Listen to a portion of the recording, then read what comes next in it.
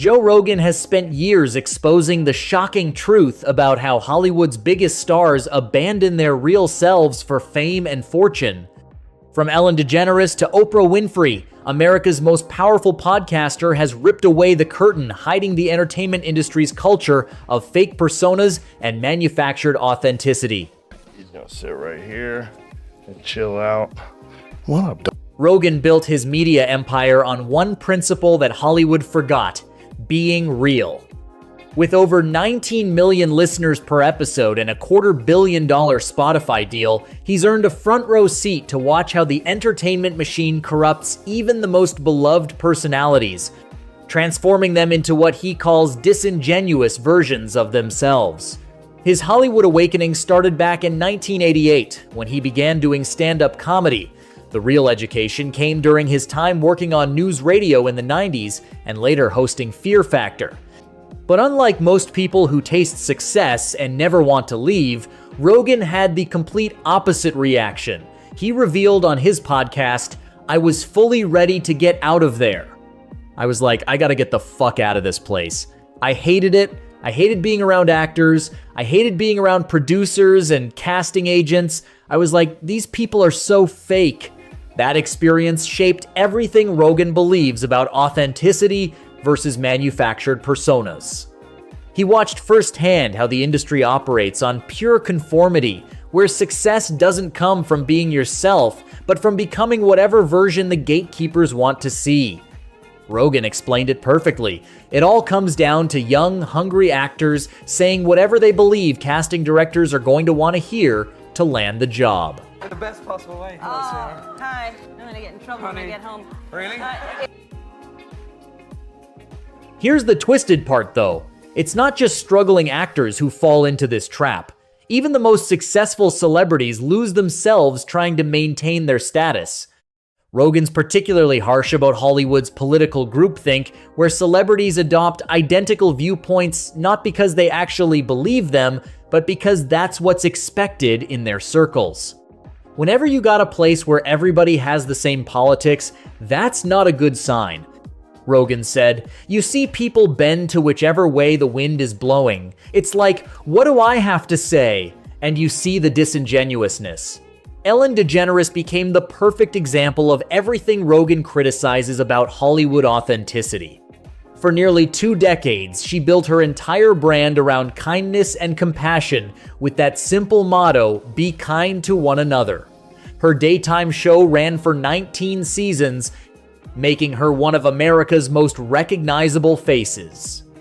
But in July 2020, everything collapsed when BuzzFeed News published explosive allegations from current and former employees about the toxic workplace culture behind the scenes. The reality was completely different from the on-screen persona. One former employee told BuzzFeed News that be kind bullshit only happens when the cameras are on. It's all for show. I know they give money to people and help them out, but it's for show. Writer Benjamin Seaman claimed new staff members were told every day she picks someone different to really hate. It's not your fault, just suck it up for the day and she'll be mean to someone else the next day.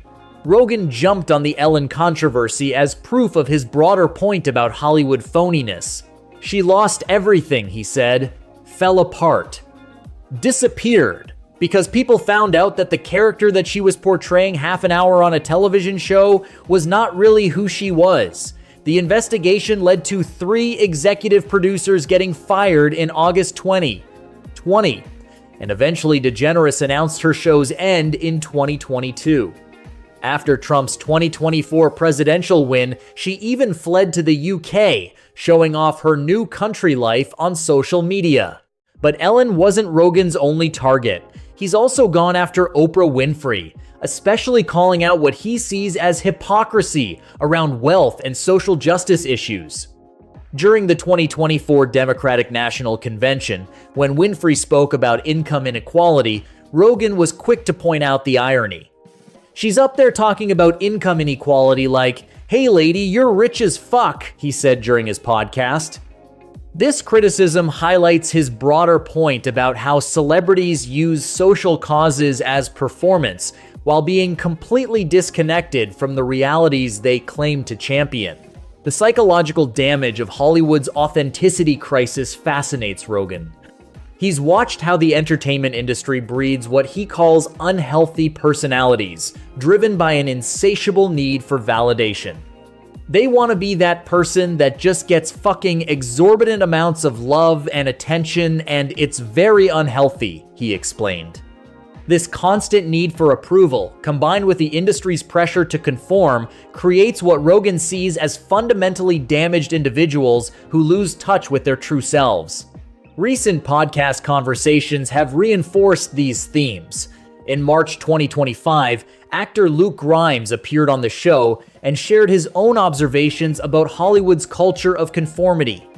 Everybody was trying to become the same person, but they don't know who that person is, Grimes said. Rogan responded by explaining how this confusion stems from the industry's power structure. Nobody got that memo. They were all playing it by ear, and it was all dependent upon what the producers and the casting agents wanted you to be.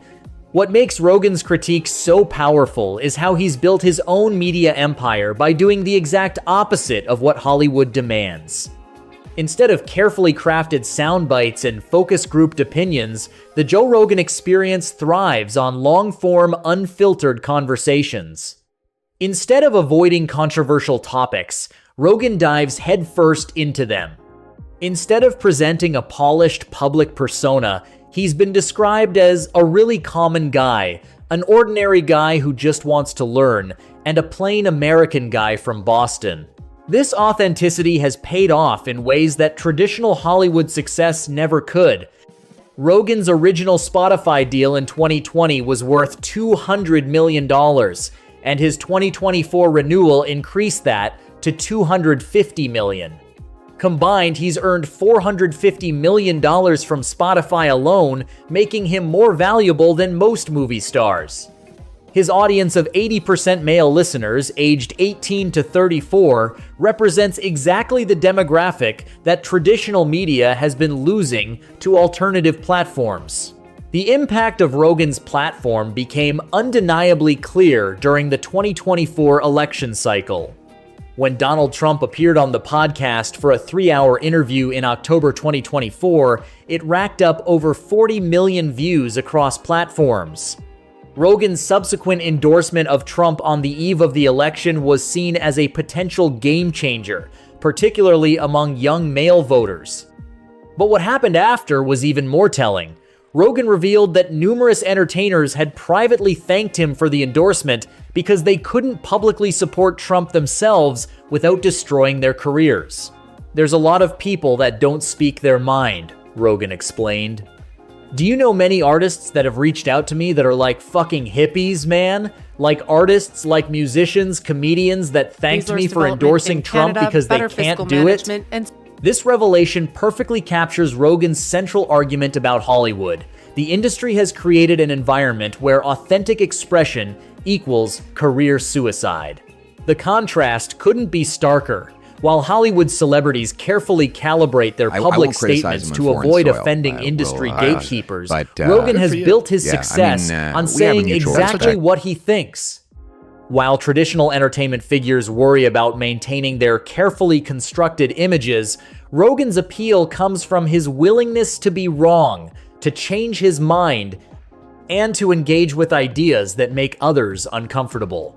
What Rogan has exposed isn't some supernatural soul-selling conspiracy, but something perhaps more disturbing: a systematic erosion of authenticity in exchange for professional survival. In Hollywood's ecosystem, being real isn't just discouraged, it's dangerous. The entertainment industry rewards conformity and punishes independent thought, creating a culture where even the most successful celebrities are performing versions of themselves rather than actually being themselves. Through his critiques of figures like Ellen DeGeneres and Oprah Winfrey, Rogan has highlighted the fundamental tension between authentic human connection and manufactured celebrity. His own success proves that audiences are hungry for real conversations and genuine personalities, even when they're messy and controversial. In a world of carefully managed public images, Joe Rogan's greatest revelation might be the simplest one. People can tell the difference between real and fake, and they're choosing real.